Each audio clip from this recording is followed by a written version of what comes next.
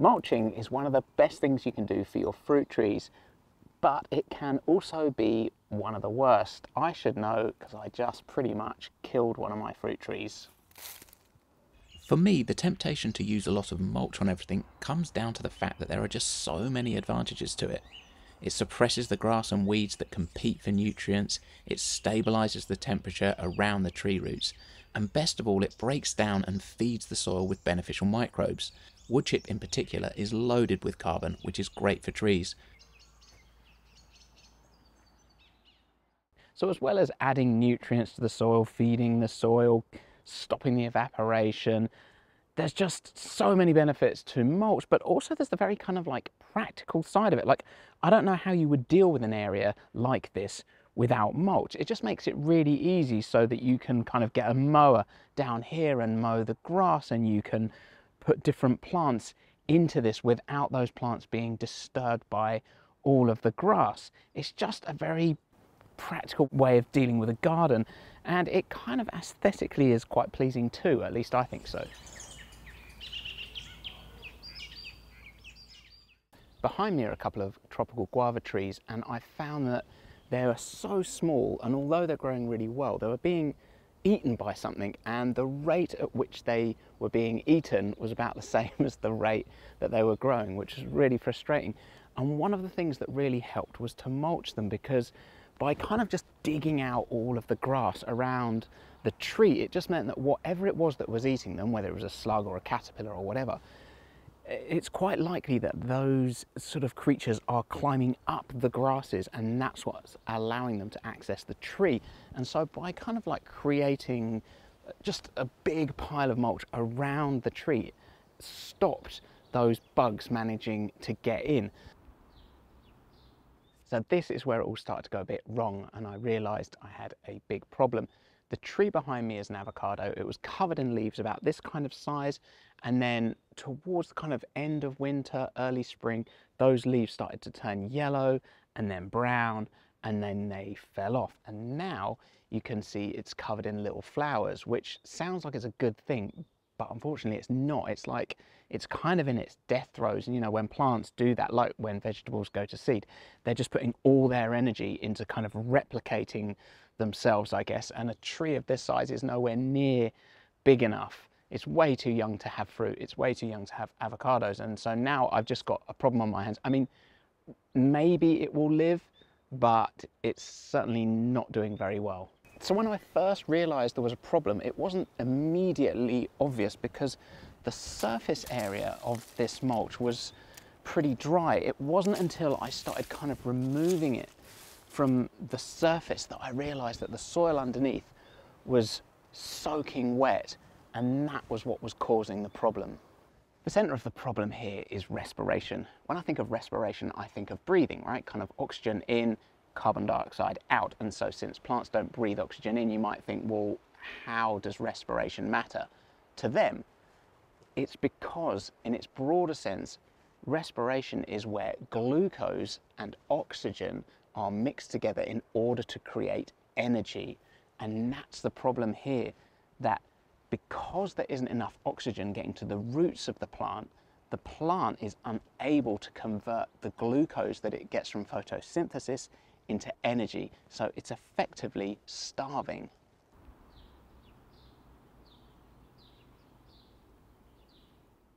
So this is a lime tree. It's got an absolute ton of mulch underneath it. It has very similar conditions to the avocado tree. It has the same amount of rain.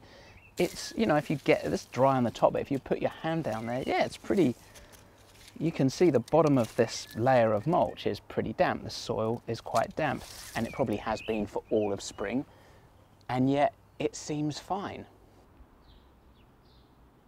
You know, you might have an area of your garden that gets pretty wet, and then people will say, oh, you should plant this tree, or you should plant that plant there. They like lots of water.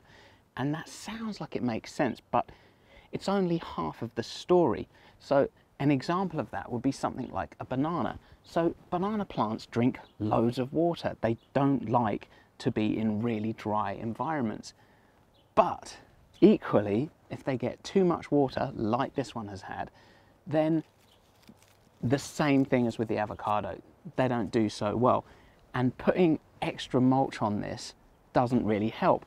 The problem is that it's down to the kind of root structure and the root's ability to deal with that lack of oxygen. So for something like banana that has like quite fine fibrous roots that sort of stick fairly close to the surface of the earth, the difficulty with that is that if the ground's waterlogged and there's water on the surface, the roots are just going to be sitting in that water, completely unable to take up any of the nutrients and unable to take advantage of the sunlight from the photosynthesis.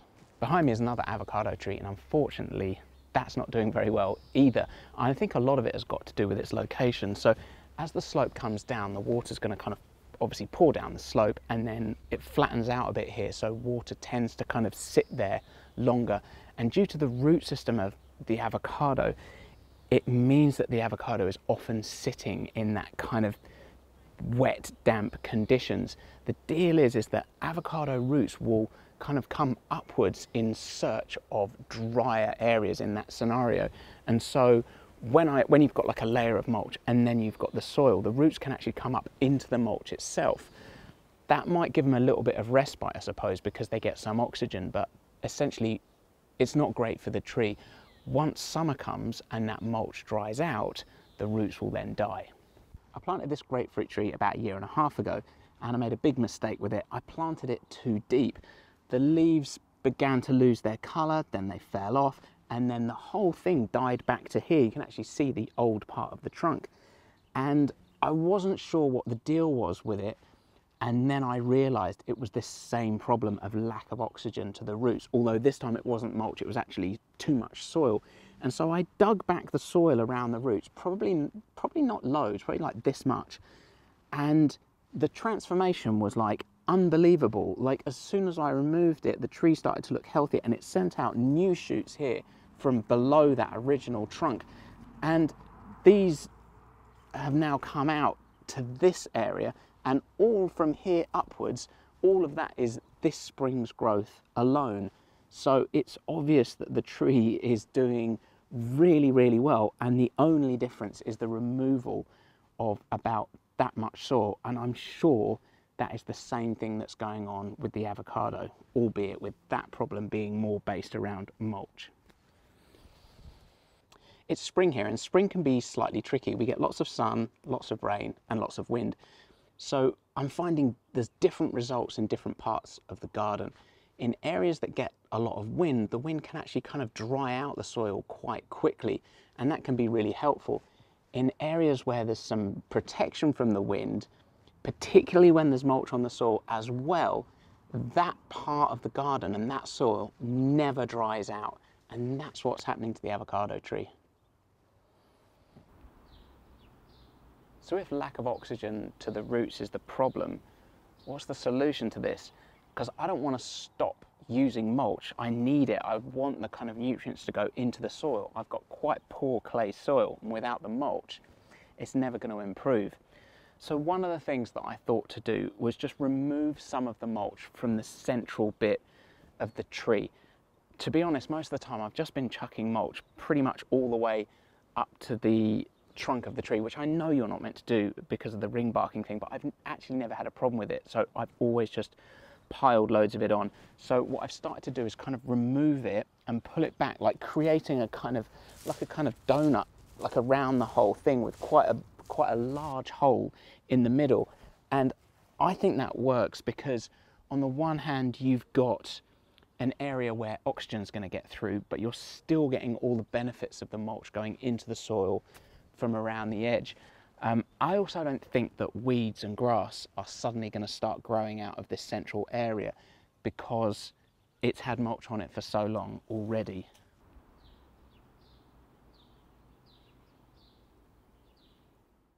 Another thing I've started to do is to be slightly selective over the type of wood chip I'm using on the trees. So when you get a really big pile of wood chip like this, you know, you get these kind of different areas within it. So sometimes there's this light, fine, leafy stuff, and sometimes big woody chips. I tend to go for those bigger chip bits on the trees because I figure there's going to be more kind of aeration and water can just kind of like flow through it rather than getting all matted up and create something that is going to make it hard for the trees to breathe with. And I think if I was going to order wood chip, I'd be more inclined to order the wood chip in the winter when there are less leaves and therefore you're getting more kind of big woody bits. I planted about 10 of these little olive trees about a year ago and they're doing so well. The great thing about these is you can buy them so small. I got them like this big and then they only cost a few bucks each. But they seem pretty happy here. As you can see, again, I've pulled away that mulch so it's not right around the base of the tree. And I've also been kind of like sticking in, like when I'm kind of around the garden and there's bits of wood and anything that's dropped from the trees, I tend to kind of put it in with the mulch so that there are some much larger chunks, and I figure that will just help the water kind of flow through it and give it a bit of space so the air can really get to the roots. I just thought I'd show you this as another option really, in case the wood chip wasn't working for you. So this, just a living mulch. I planted about 4 comfrey plants around here and they've done so well, they've just kind of taken over. We've got really strong kikuyu grass here which has rhizomes and kind of pushes into things, but this has completely outcompeted that. The root structure of this stuff is really tough and it's big and long, so when it goes down it sort of gets really established. It stops the grass growing, and then because it grows so many leaves, it just shades everything out. I mean, when you put your hands under here and you know, you can sort of look around, there is nothing growing under there. There's not a single blade of grass that can kind of exist in that. And when the comfrey starts to die off, it sort of brings all that kind of like the nutrients that are in the ground, the nitrogen, it kind of comes up, brings it into these leaves, and then it just, you know, they die back in the winter, and so all of that stuff just kind of naturally mulches the tree, and then in spring, as you can tell, it just sort of takes off again. So this is a really good option. I also think that it might help with waterlogging as well, just the amount of water that these things draw out of the ground. You know, it may help, but obviously it would depend on your climate. But here, I think that's a great option. Let me know what you're growing around your trees. I'd be really interested to know, especially if it's kind of a living mulch or something that's going to add nutrients back into the soil. Thank you so much for watching, and I'll see you next week.